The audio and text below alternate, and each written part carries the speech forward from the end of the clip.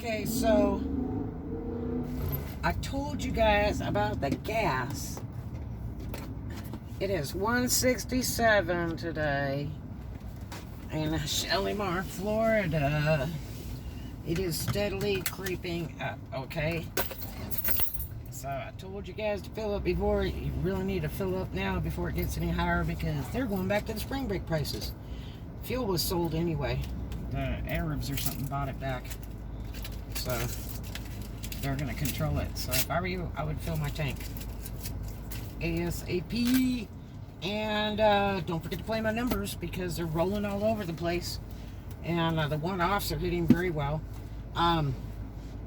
They're very frequent. Like once a day. Every day. And it is 75 degrees today. Very pretty. The unfortunate thing is this particular store here, their cooler went out for their prepared food, like their sandwiches, their cold sandwiches and salads and stuff. And the sad thing is that they make them throw it in the trash. The employees can't have it and they don't donate it, and they watch on video camera and everything. And that's really sad because they could take it to the homeless shelter down the street and donate it and get a tax write-off receipt for it even.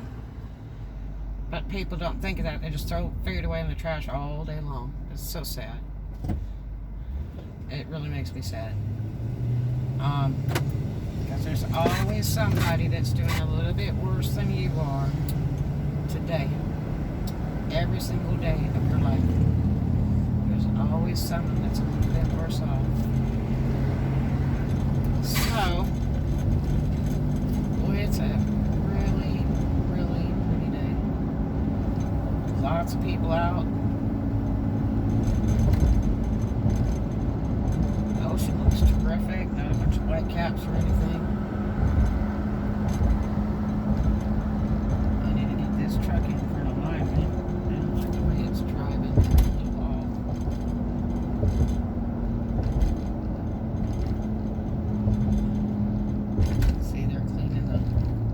Landscape there on the sides of the road, keeping the folks busy and working.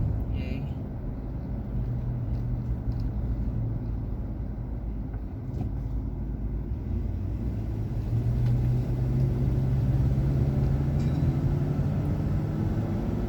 So Eglin Federal Credit Union took over this bank over here.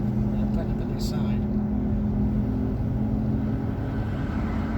Lots of people on the roads and lots of stupid people. There's North Carolina and Mercedes because they gotta speed in and drive all over the different lanes. Everybody in a hurry to get to that grave. There's Virginia.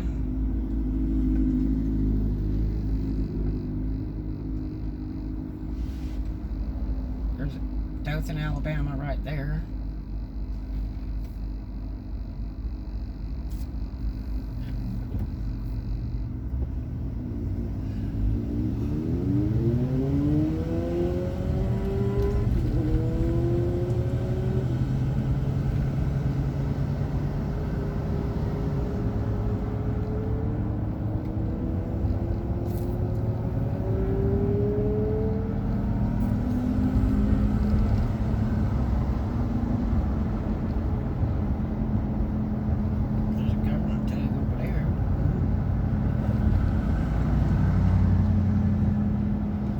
There's a tattoo parlor that's been open across from our Rock Village and Destin, which are not supposed to be open.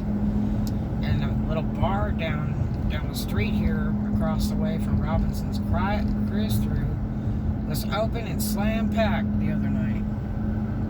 And they're not supposed to be open. No bars are supposed to be open at all. They're supposed to be bottom of the line. We're only in phase 1 of the opening for Corona. And don't even know if we're going to make it to phase 2. We have to see. But the bad part is all that government money that everybody's been trying to get or got, it's so slow. And I mean, it seems to me like they don't understand the human compassion at times, because I know it takes a lot of work and effort to get things geared up. it's been, you know, a couple months. And it's shocking that they want everybody to just stay at home, not work, not do nothing, and they can't pay rent, utilities, or food. You know? I mean, you still gotta survive. There's the guy with the ponytail goes on top of his head.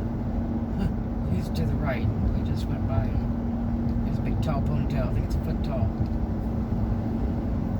But, yeah, it makes it really rough. I mean, I understand the seriousness of Corona, and that's frightening. It's absolutely frightening.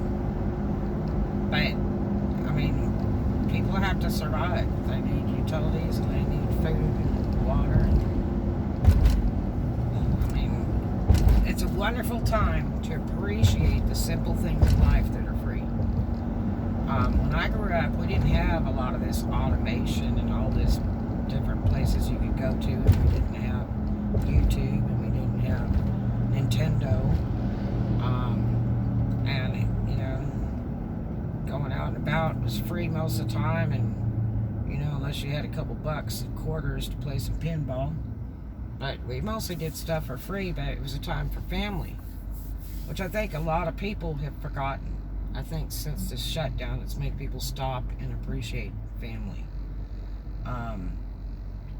Which is neat, because you need to learn how to love each other and have some time for each other. My parents worked. We were raised by nannies and stuff. So, I mean, they were really never home. It's like I remember playing ball with my dad when I was little.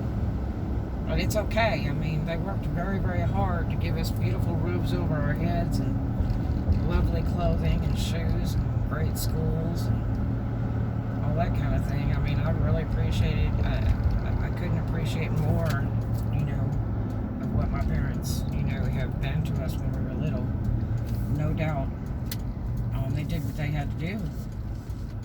They earned fine livings. We had nice things.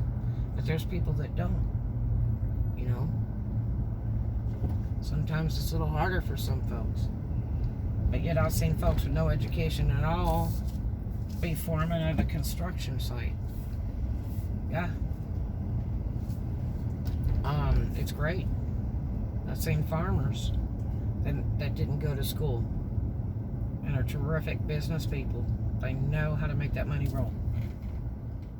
You know, make a dollar go for miles, you know. And that's what it's all about. You got to learn to live without and learn to live with. And you got to understand you got to work for it. Right now is the time to work for it. I mean, people that are getting out doing some car detailing, just whatever they can do.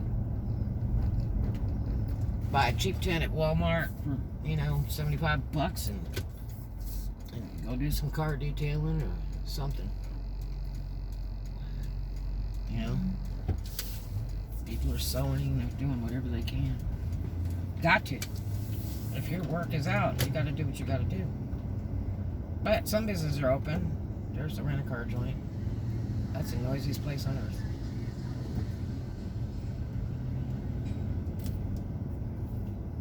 They love to play with remote keys over there. But, yeah, keep a happy face. Do it smart. And I guess.